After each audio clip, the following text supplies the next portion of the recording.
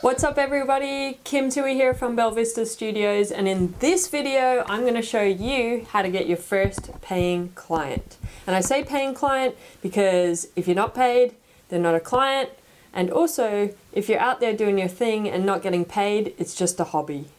So I've got 3 tips for you. They're the exact tips that I took to grow Belvista Studios into what it is today. My first tip for you is that basically you got to tell every single person you know what you're trying to achieve and what your dreams are. In our industry, it's a lot about trust. So telling people that this is what you're about to do, this is what you're doing, although they may not seem like your first client or someone that may need your services, it doesn't mean that they don't know someone that they can pass on when it comes up at a barbecue or a work meeting or anywhere in conversation, that that person is looking for someone, they want to be helpful, and they're going to connect you guys. My first client came from my boyfriend, who was a personal trainer at the time, and through conversations with his clients, they'd naturally come up and say, well, what does your girlfriend do? And one of them happened to need e-learning services, and that's how I got my very first client.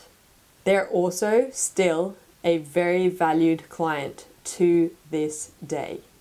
My second tip for you is that you need to go to events. You need to participate in webinars, you need to go to conferences, you need to go to meetups, and basically you need to have an intent for each of these things that you go and spend your time doing. An intent sets you up to be in the right state to participate and add value. So for example, my intents might be to be curious, to make a friend, or to add value to at least one person. And I pretty much cycle through them depending on how I'm feeling within myself at the event that I'm going to do. Sometimes I'm feeling up for chatting to heaps of people and therefore I want to be in that curious mode and learn from other people. And other times I'm feeling, I don't know, not as self-confident, or I'm just feeling low in the day of energy. I don't want to talk to heaps of people. And then my intent is to make one friend or to add value to one person. It just takes the pressure off. And I'm also there to actually do something that makes an impact and makes a difference for myself, but also for others. I met 2 of my best friends from having that one intent of making a friend at a conference a couple of years ago.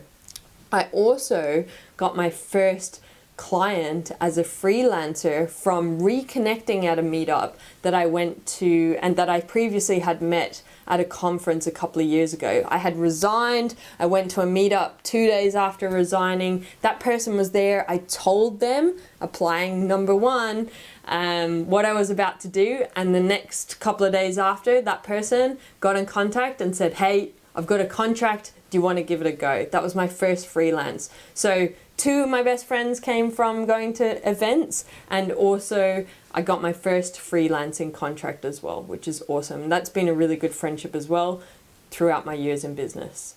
Now, you need to think about something here.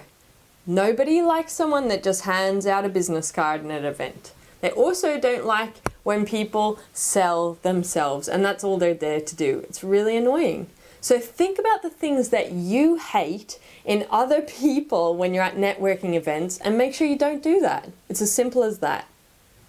Instead, add value to someone and also have an unselfish intent.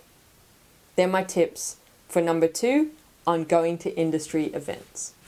My third tip for you, rinse and repeat.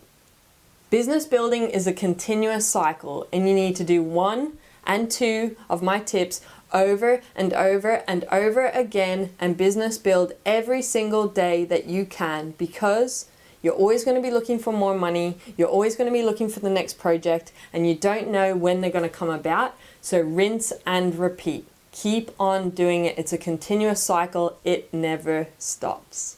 I hope this has added value to you. If you've got tips and experience that you want to share, add them into the comments. Thanks for watching the video. Have an awesome day.